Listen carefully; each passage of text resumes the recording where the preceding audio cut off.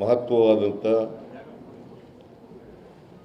ಸಮಾರಂಭದಲ್ಲಿ ಭಾಗವಹಿಸಿರ್ತಕ್ಕಂಥ ಎಲ್ಲ ಸಚಿವ ಮಿತ್ರರೇ, ಶಾಸಕ ಮಿತ್ರರೇ,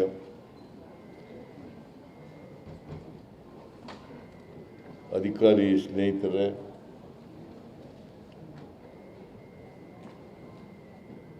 ಗುರುಚ ಅವರೇ,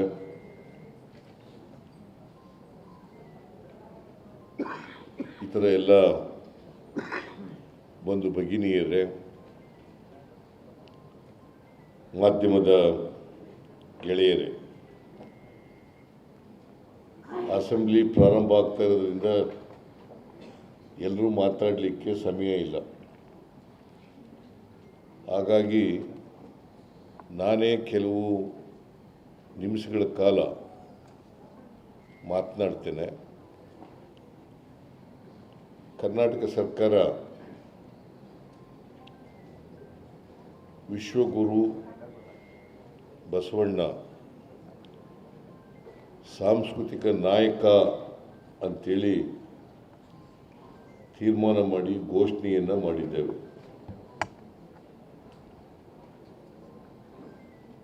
ಈಗಾಗಲೇ ಗುರುಚ ಅವರು ಸಂಕ್ಷಿಪ್ತವಾಗಿ ಮಾತಾಡಿದ್ರು ಕೂಡ ಭಾಳ ಸಮಂಜಸವಾಗಿ ಮಾತಾಡಿದ್ದಾರೆ. ನಾನು ಕೂಡ ಹೆಚ್ಚು ಮಾತನಾಡಲಿಕ್ಕೆ ಹೋಗಲ್ಲ.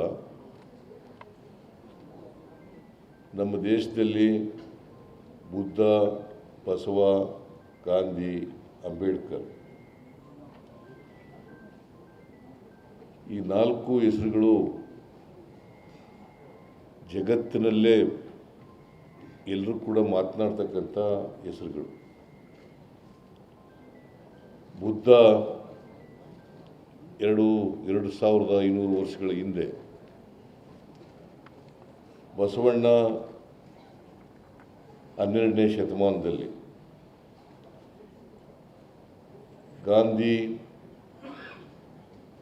20ನೇ ಶತಮಾನದಲ್ಲಿ, ಅಂಬೇಡ್ಕರ್ 20ನೇ ಶತಮಾನದಲ್ಲಿ. ಇವರೆಲ್ಲರೂ ಕೂಡ ನಮ್ಮ ಸಮಾಜದಲ್ಲಿರ್ತಕ್ಕಂಥ ಅಂಕು ಡೊಂಕುಗಳನ್ನು ತಿದ್ದಿ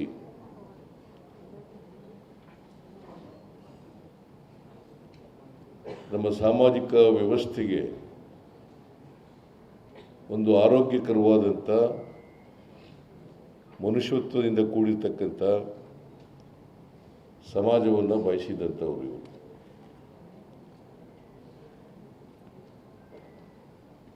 ನಮ್ಮ ಜಾತಿ ವ್ಯವಸ್ಥೆಯ ಕಾರಣಕ್ಕೋಸ್ಕರ ಇವತ್ತು ಸಮಾಜದಲ್ಲಿರ್ತಕ್ಕಂಥ ಸಾಮಾಜಿಕ ಅಸಮಾನತೆ, ಆರ್ಥಿಕ ಅಸಮಾನತೆ, ಮೌಢ್ಯಗಳು, ಕಂದಾಚಾರಗಳು, ಕರ್ಮ ಸಿದ್ಧಾಂತ ಇವೆಲ್ಲವನ್ನು ಕೂಡ ನಾವು ಸಮಾಜದಲ್ಲಿ ನೋಡಿದ್ದೇವೆ, ನೋಡ್ತಾ ಇದ್ದೇವೆ. ಇವುಗಳ ಸಮಾಜದ ಬದಲಾವಣೆಗೋಸ್ಕರ ಅಸಮಾನತೆ ಹೋಗಬೇಕು, ಎಲ್ಲರೂ ಕೂಡ ಮನುಷ್ಯರಾಗಿ ಬಾಳಬೇಕು,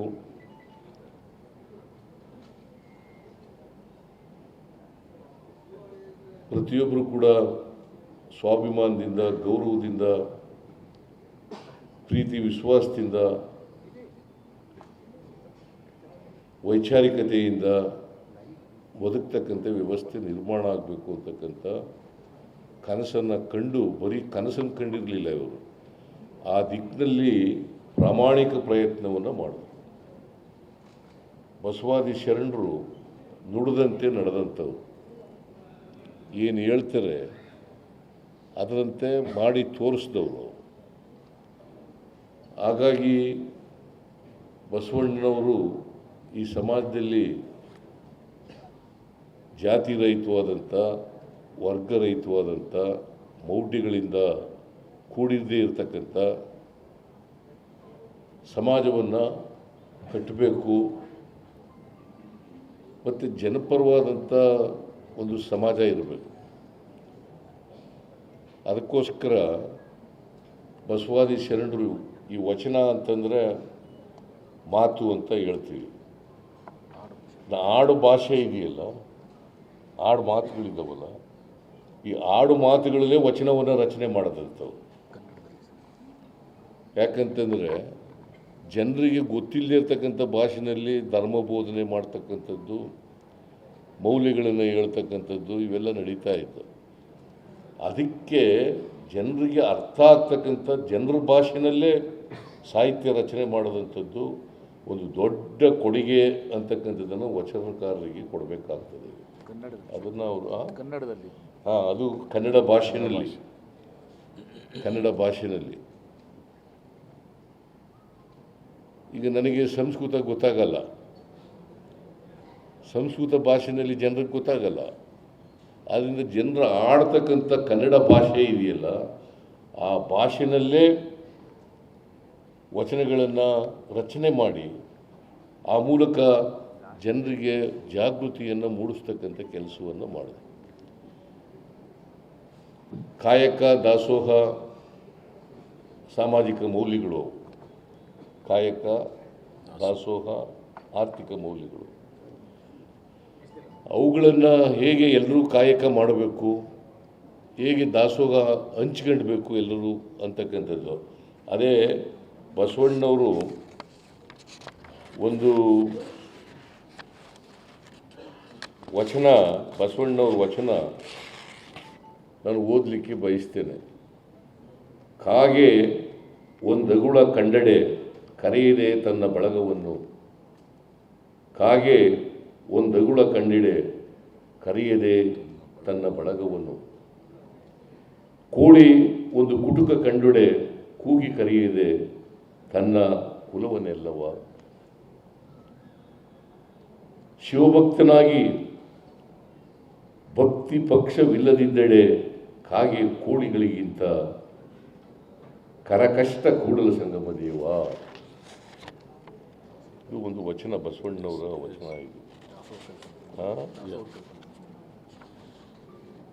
ಆ ವಚನದಲ್ಲಿ ಹಂಚಿ ತಿನ್ನಬೇಕು, ಎಲ್ಲರೂ ಹಂಚಿ ತಿನ್ನಬೇಕು.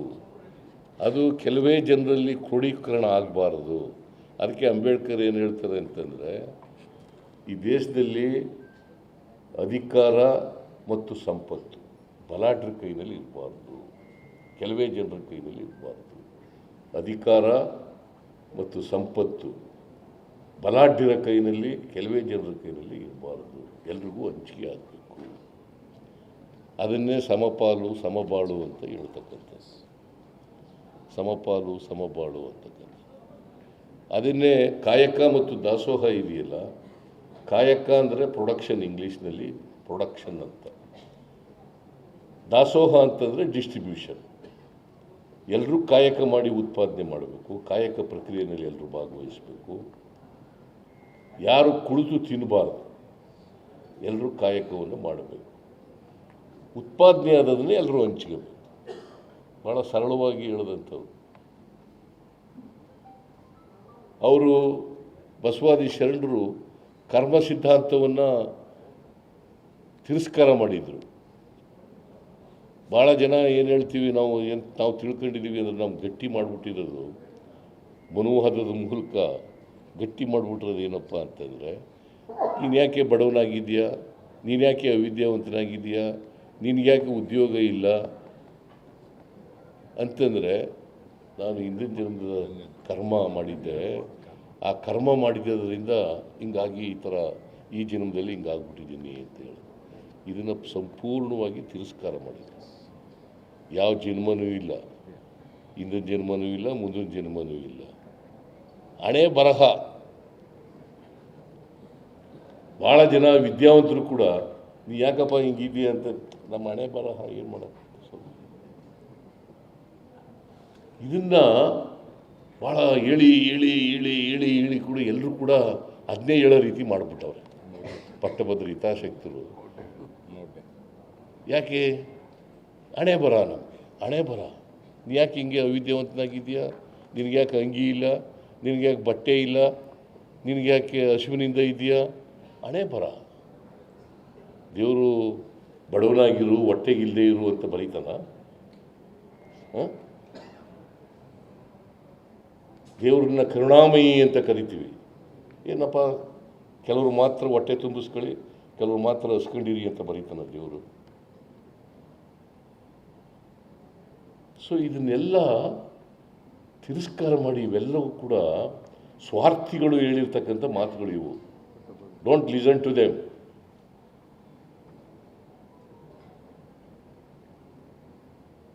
ಸೊ ಅದಕ್ಕೆ ಈ ಬಡತನ ಅನ್ನೋದು ಇದೆಯಲ್ಲ,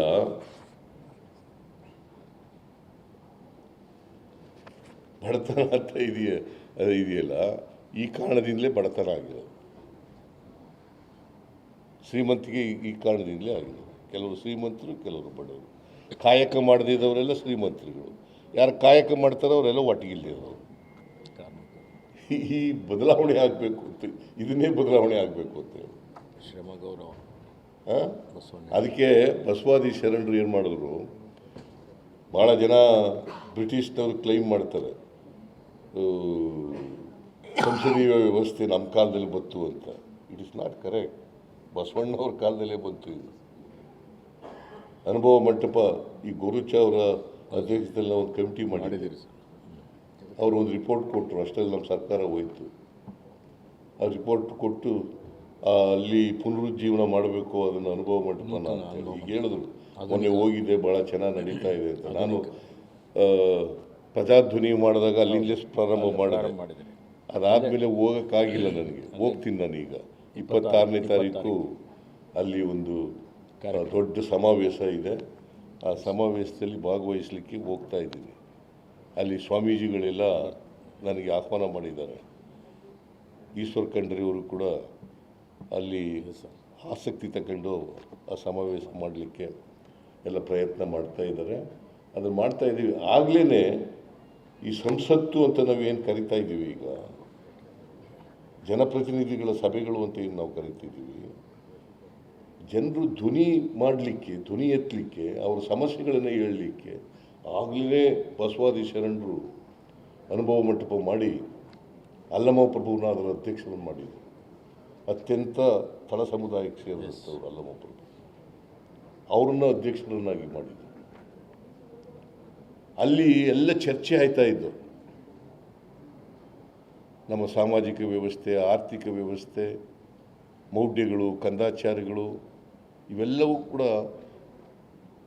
ಚರ್ಚೆ ಆಯ್ತಾ ಇತ್ತು. ಆಗಲೇ ಈ ವರ್ಟಿಕಲ್ ಸಮಾಜ ಬೇಡ, ಆರ್ಟಿಕಲ್ ಸಮಾಜ ಇರಬೇಕು ಅಂತೇಳಿ ಆ ಕಾಲದಲ್ಲೇ ಮಾಡಿದರು ಬಸವಾದಿ ಶರಣರು. ಎಲ್ಲರೂ ಈಗ ಇಲ್ಲಿ ಕೂತಿದ್ದೀವಲ್ಲ, ಎಲ್ಲರೂ ಹಿಂಗೆ ಎಲ್ಲ ಜಾತಿಯವರು ಇಲ್ಲಿ ಕೂತಿದ್ದೀವಲ್ಲ, ಅದೇ ಥರ ಬಸವಾದಿ ಶರಣರು. ಯಾಕೆಂತಂದರೆ ಈ ಮನುವಾದಿಗಳ ಪ್ರಕಾರ ವರ್ಟಿಕಲ್ ಸಮಾಜ ಮಾಡಿಬಿಟ್ಟಿದ್ರು. ಸ್ತ್ರೀ ಸ್ವಾತಂತ್ರ್ಯ, ಮಹಿಳೆಯರಿಗೆ ಸ್ವಾತಂತ್ರ್ಯ ಇರಲಿಲ್ಲ, ವಿದ್ಯೆ ಕಲಿತಕ್ಕಂಥ ಅವಕಾಶ ಇರಲಿಲ್ಲ, ಪೂಜೆನೂ ಮಾಡೋಂಗಿರಲಿಲ್ಲ. ಆ ಥರ ಕೆಲವು ಕೆಟ್ಟ ಸಂಪ್ರದಾಯಗಳನ್ನು, ಪದ್ಧತಿಗಳನ್ನು ಮಾಡಿ ಆ ಮಹಿಳೆಯರನ್ನು, ಅವರಿಗೆ ಇವತ್ತು ನಾವೇನು ಭಾಳ ಮಾತಾಡ್ತಾ ಇದ್ದೀವಲ್ಲ, ಅನುಪಾತ ಇದೆಯಲ್ಲ, ಈ ಭೇದ ಭಾವ ಇದೆಯಲ್ಲ, ಪುರುಷರು ಮತ್ತು ಮಹಿಳೆಯರು, ಇದಾಗಲಿಕ್ಕೆ ಕಾರಣ ನಮ್ಮ ಮನುವಾದ ಅಂತಕ್ಕಂಥದ್ದನ್ನು ಅರ್ಥ ಮಾಡ್ಕೋಬೇಕಾಗ್ತದೆ. ಅವರೇ ಮಾಡಿದ್ದು. ಅಕ್ಷರ ಸಂಸ್ಕೃತಿಯಿಂದ ವಂಚಿತರನ್ನಾಗಿ ಮಾಡಿಬಿಟ್ಟಿದ್ರು. ಶೂದ್ರರನ್ನು, ಮಹಿಳೆಯರನ್ನು ಅಕ್ಷರ ಸಂಸ್ಕೃತಿಯಿಂದ ವಂಚಿತರನ್ನಾಗಿ ಮಾಡಿಬಿಟ್ಟಿದ್ರು. ಅದರಿಂದ ಈ ಥರದ ಅಸಮಾನತೆ ನಿರ್ಮಾಣ ಆಗಲಿಕ್ಕೆ ಸಾಧ್ಯ ಆಯಿತು. ಜಾತಿ ವ್ಯವಸ್ಥೆಯನ್ನು ಗಟ್ಟಿ ಮಾಡಿ ಅದರಿಂದ ಈಚೆಗೆ ಬರದೇ ರೀತಿಯಲ್ಲಿ ಮಾಡಿಬಿಟ್ರು. ಯಾವ ಸಮಾಜ ಚಲನೆ ಇರೋದಿಲ್ಲ, ಯಾವ ಸಾಮಾಜಿಕ ವ್ಯವಸ್ಥೆಗೆ ಚಲನೆ ಇರಲ್ಲ, ಅಲ್ಲಿ ಜಾತಿ ವ್ಯವಸ್ಥೆ ಗಟ್ಟಿಯಾಗಿರ್ತದೆ. ಚಲನೆ ಸಿಕ್ಕಿದಾಗ ಮಾತ್ರ. ಚಲನೆ ಯಾವಾಗ ಬರ್ತದೆ ಅಂತಂದರೆ, ಆರ್ಥಿಕ ಸಾಮಾಜಿಕ ಚಟುವಟಿಕೆಗಳು ಪ್ರತಿ ಜಾತಿನಲ್ಲೂ ಕೂಡ ಪ್ರಾರಂಭ ಆದರೆ ಅದು ಚಲನೆ ಸಿಗ್ತದೆ. ಆ ಚಲನೆ ಮಾಡ್ತಕ್ಕಂಥ ಕೆಲಸವನ್ನು ಆ ಕಾಲದಲ್ಲೇ 850 ವರ್ಷಗಳ ಹಿಂದೆಯೇ ಬಸವಾದಿ ಶರಣರು ಮಾಡಿದ್ರು. ಅಂತರ್ಜಾತಿ ವಿವಾಹ ಆ ಕಾಲದಲ್ಲೇ ನಡೀತು. ಅಂತರ್ಜಾತಿ ವಿವಾಹ, ಬ್ರಾಹ್ಮಣರ ಹುಡುಗಿ ದಲಿತರ ಹುಡುಗ ಆ ಕಾಲದಲ್ಲಿ ಮಾಡಿದ್ದು. ಹರಳೆಯನ ಮಗ ಮೊದಲು ಆ ಮಧುವರಸನ ಮಗಳು ಅರಳೆಯನ ಮಗ. ಮಧುವರಸನ ಮಗಳು. ಮಧುವರಸ ಅಂದರೆ ಬ್ರಾಹ್ಮಣರು ಅವರು, ಅರಳೆಯ ಅಂತಂದರೆ ದಲಿತರು, ಚಮ್ಮಾರ. ಇವರಿಬ್ಬರು ಮದುವೆ ಮಾಡಿಸಿದ್ದು ಆ ಕಾಲದಲ್ಲೇ ಮಾಡಿದ್ದು. ಅದಕ್ಕೆ ಕೆಲವರು ಕಣ್ಣುಗಳೆಲ್ಲ ಕೆಂಪಗಾದವು ಅಂತ ಇಟ್ಕೊಳ್ಳ. ಕಲ್ಯಾಣ ಕ್ರಾಂತಿ ಆಗ್ತದೆ, ಕಲ್ಯಾಣ ಕ್ರಾಂತಿ ಎಲೆ ಹುಟ್ಟಿ ಶಿಕ್ಷೆ ಆಗ್ತದೆ. 5 ಜನ ನಾನು ಹೆಚ್ಚು ಮಾತಾಡಕ್ಕೆ ಹೋಗಲ್ಲ. ಇದು ಮಾತಾಡಕ್ಕೆ ಹೋದರೆ ಭಾಳ ಅಷ್ಟ ಆಗ್ತದೆ. ನಮ್ಮ ಸರ್ಕಾರ ಅದಕ್ಕೆ ನಾನು ಅದಕ್ಕೆ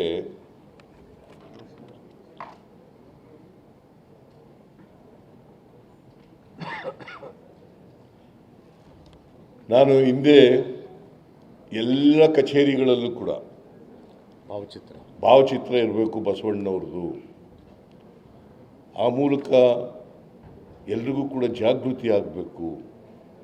ಬಸವಣ್ಣವರು ಹೇಳಿದಂಥ ತತ್ವ ಆದರ್ಶಗಳು ನಮ್ಮ ಜೀವನದಲ್ಲಿ ನಾವು ಅಳವಡಿಸ್ಕೊಳ್ತಕ್ಕಂಥ ಪ್ರಯತ್ನವನ್ನು ಮಾಡಬೇಕು. ಈಗ ಬಸವಣ್ಣವ್ರಿಗೆ, ಬಸವಾದಿ ಶರಣರಿಗೆ ಸಲ್ಲಿಸ್ತಕ್ಕಂಥ ಗೌರವ ಅಂದರೆ ಏನಪ್ಪ ಅಂತಂದರೆ ಅವರ ತತ್ವಾದರ್ಶಗಳಿದ್ದಾವಲ್ಲ, ಅದನ್ನು ನಮ್ಮ ಜೀವನದಲ್ಲಿ ಸ್ವಲ್ಪ ಆದರೂ ಕೂಡ ಅಳವಡಿಸ್ಕೋಬೇಕಲ್ಲ. ಬಸವಾದಿ ಶರಣರಿಗೆ ಬಸವ ಜಯಂತಿ ಮಾಡೋದು, ಆಮೇಲೆ ಹಣೆ ಬರಹ ಅನ್ನೋದು, ಇದರಿಂದ ಬದಲಾವಣೆ ಆಗಲ್ಲ ಸಮಾಜದಲ್ಲಿ. ಬಸವ ಜಯಂತಿ ಮಾಡೋದು, ಆಮೇಲೆ ಹಣೆ ಬರಹ ಅನ್ನೋದು. ನೀ ಯಾಕಪ್ಪ ಇಟ್ಟಿದ್ದೀನಿ ನನ್ನ ಕರ್ಮ ಅಂತಂದು. ಮೊದಲು ಎತ್ತುಗಳು ಪೂಜೆ ಮಾಡ್ತಿದ್ದೀವಿ ಸರ್ ನಾವು ಸಣ್ಣ. ಬಸವ ಜಯಂತಿ ಅಂದರೆ ಎತ್ತುಗಳು ಪೂಜೆ ಮಾಡ್ತೀವಿ. ಹಿಂದೆ ಎಂ.ಬಿ. ಪಾಟೀಲ್ ಹೇಳ್ತಾರೆ, ಬಸವ ಜಯಂತಿ ಅಂದರೆ ಎತ್ತುಗಳ ಪೂಜೆ ಮಾಡೋದು. ಎಗೈನ್ ಮತ್ತೆ ಪಟ್ಟಭದ್ರ ಹಿತಾಸಕ್ತರು ಏನು ಮಾಡ್ತಾರೆ, ಮತ್ತೆ ನಿಮ್ಮನ್ನು ದಾರಿ ತಪ್ಪಿಸ್ತಕ್ಕಂಥ ಕೆಲಸ ಮಾಡ್ತಾರೆ. ದಾರಿ ತಪ್ಪದೇ ಇರತಕ್ಕಂಥದ್ದೇ ಭಾಳ ಇದು.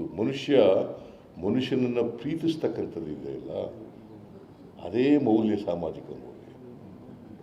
ಮನುಷ್ಯನನ್ನು ದ್ವೇಷಿಸ್ತಕ್ಕಂಥದ್ದು ಇದೆಯಲ್ಲ, ಅದೇ ದುರ್ಗುಣ.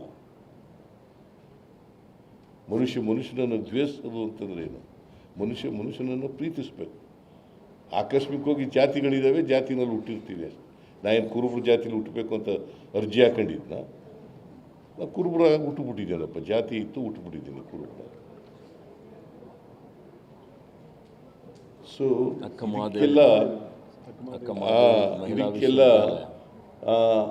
ನಾವು ಅದಕ್ಕೆ ಭಾಳ ಜನ ನನಗೆ ಬಂದು ಮನವಿ ಮಾಡಿದ್ರು. ಏನಪ್ಪ ಅಂತಂದರೆ, ಈಗ ನೀವು ಬಸವಣ್ಣವರ ಅನುಯಾಯಿ ಅಂತೀರಿ, ಈಗ ಬಸವಣ್ಣ ಸಾಂಸ್ಕೃತಿಕ ನಾಯಕ ಅಂತ ಮಾಡಬೇಕು ಅಂತ ಹೇಳಿ ನಾನು, ಇದು ಅತ್ಯಂತ ಯೋಗ್ಯವಾದಂಥ ಸಲಹೆ ಅಂತೇಳಿ ವಿಶ್ವಗುರು ಬಸವಣ್ಣ ಸಾಂಸ್ಕೃತಿಕ ನಾಯಕ.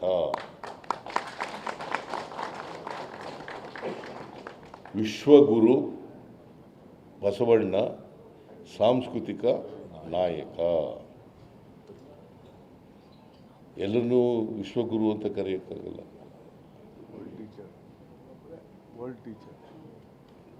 ಅದರಿಂದ ಬಸವಣ್ಣವರನ್ನು ಸಾಂಸ್ಕೃತಿಕ ನಾಯಕ ಅಷ್ಟೇ ಅಲ್ಲ, ಅವರು ವಿಶ್ವಗುರು ಕೂಡ.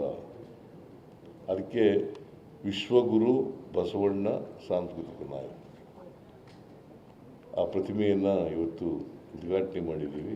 ಎಲ್ಲ ಸರ್ಕಾರಿ ಕಚೇರಿಗಳಲ್ಲಿ, ಎಲ್ಲ ಸರ್ಕಾರಿ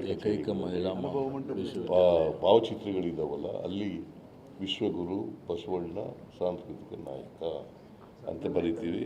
ಆಮೇಲೆ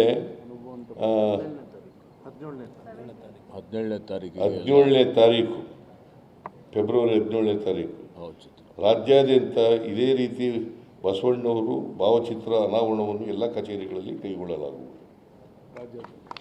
ರಾಜ್ಯಾದ್ಯಂತ ಜಿಲ್ಲಾ ಮಟ್ಟದಲ್ಲಿ ಜಿಲ್ಲಾ ಉಸ್ತುವಾರಿ ಸಚಿವರು, ತಾಲೂಕು ಮಟ್ಟದಲ್ಲಿ ಶಾಸಕರಿಂದ, ಹಾಗೆ ಎಲ್ಲ ನಗರ ಹಾಗೂ ಗ್ರಾಮೀಣ ಸ್ಥಳೀಯ ಸಂಸ್ಥೆಗಳಲ್ಲಿ ಆಯಾ ಸಂಸ್ಥೆಗಳ ಅಧ್ಯಕ್ಷರಿಂದ ನೆರವೇರಿಸಲು ಸೂಚನೆ ನೀಡಲಾಗಿದೆ.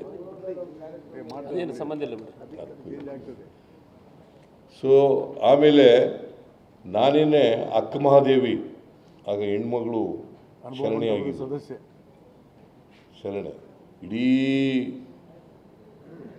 ಹೆಣ್ಣು ಮಕ್ಕಳಿದಾರಲ್ಲ ಸಮಾಜದಲ್ಲಿ, ಅವರ ಪ್ರತಿನಿಧಿ ಅವರು ಅಕ್ಕ ಮಹಾದೇವಿ. ಅನುಭವ ಮಂಟಪ ಸದಸ್ಯ. ಅವರ ಅನುಭವ ಮಟ್ಟದಲ್ಲಿ ಕೂಡ ಒಬ್ಬರು ಸದಸ್ಯರಾಗಿದ್ದಂಥ, ಇನ್ನೂ ಅನೇಕ ಜನ ಇದ್ದರು.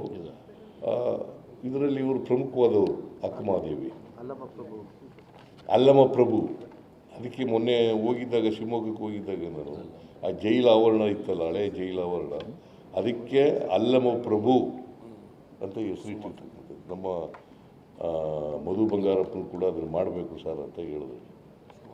ಅಲ್ಲಮ ಪ್ರಭು. ಅಕ್ಕ ಮಹಾದೇವಿ ಹೆಸರನ್ನ ಬಿಜಾಪುರ ಮಹಿಳಾ ವಿಶ್ವವಿದ್ಯಾಲಯಕ್ಕೆ ಅಕ್ಕ ಮಹಾದೇವಿ ಮಹಿಳಾ ವಿಶ್ವವಿದ್ಯಾನಿಲಯ ಅಂತ ಹೇಳಿ ನಾಮಕರಣ ಮಾಡಿದ್ದು ನಾವೇ. ಆಗ ರಾಯರೆಡ್ಡಿ ಹೈಯರ್ ಎಜುಕೇಷನ್ ಮಿನಿಸ್ಟರ್. ಇವೆಲ್ಲ ಯಾಕೆ ಮಾಡ್ತಾ ಇದ್ದೀವಿ ಅಂತಂದರೆ, ನಮಗೆಲ್ಲ ಏನು ಜನಗಳಿಂದ ಹೊಗಳಿಸ್ಕೊಳ್ಳಿಕ್ಕೋಸ್ಕರ ಅಲ್ಲ, ಸಮಾಜದಲ್ಲಿ ಬದಲಾವಣೆ ತರ್ತಕ್ಕಂಥ ಪ್ರಯತ್ನವನ್ನು ಮಾಡಿದ್ರು. ಆ ಕಾರಣಕ್ಕೋಸ್ಕರ ಇವತ್ತೂ ಕೂಡ ಬಸವಾದಿ ಶರಣರಿದ್ದಾರಲ್ಲ, ಅವರ ವಚನಗಳಿದ್ದಾವಲ್ಲ, ಅವತ್ತೂ ಪ್ರಸ್ತುತ, ಇವತ್ತೂ ಪ್ರಸ್ತುತ, ಮುಂದೇನೂ ಕೂಡ ಪ್ರಸ್ತುತ. ಸೊ ಹಾಗಾಗಿ ಇವತ್ತು ನಾವು ಇದೆಲ್ಲ ಮಾಡ್ತಾ ಇದ್ದೀವಿ. ವರ್ಷಂಚಾರಿ ಬಸವಣ್ಣನವರ ಸಾಂಸ್ಕೃತಿಕ ಕಾರ್ಯಕ್ರಮ ರೂಪಕಗಳು ಇದು ಮಾಡ್ಕೊಳ್ಳೋಣ ಬಿಡಿ. ಇದೆಲ್ಲ ಹಣ ಕೊಡೋದು ಇವೆಲ್ಲ ನಿರಂತರ ಕಾರ್ಯಕ್ರಮಗಳು, ಅವೆಲ್ಲ ನಿರಂತರ ಕಾರ್ಯಕ್ರಮಕ್ಕೆ ದುಡ್ಡು ಮಾಡೋಣ. ನಮ್ಮದು ಸರ್ಕಾರದ ಬಜೆಟ್ ಸುಮಾರು 4 ಲಕ್ಷ ಕೋಟಿ ಇದೆ. ಅದರಿಂದ 2-3 ಕೋಟಿ ಕೊಡೋದು ದೊಡ್ಡ ಕೆಲಸ ಇದೆ. ನಿರಂತರ ಕಾರ್ಯಕ್ರಮ ಎಲ್ಲ ಮಾಡಿದ್ದೀವಿ. ಬಸವಣ್ಣವರ ಕಾರ್ಯಕ್ರಮಕ್ಕೆ ಯಾವ ಕಾರಣಕ್ಕೂ ಕೂಡ ಸರ್ಕಾರದಲ್ಲಿ ದುಡ್ಡಿಲ್ಲ ಅಂತ ಹೇಳೋದಿಲ್ಲ.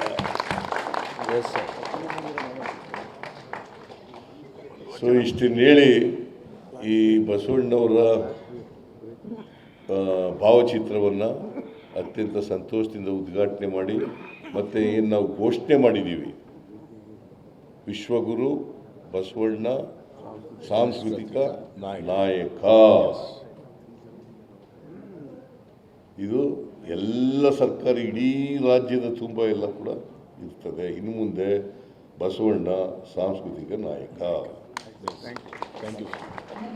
ನಿಮ್ಮೆಲ್ಲರಿಗೂ ನಮಸ್ಕಾರ. Thank you sir. Thank you very much.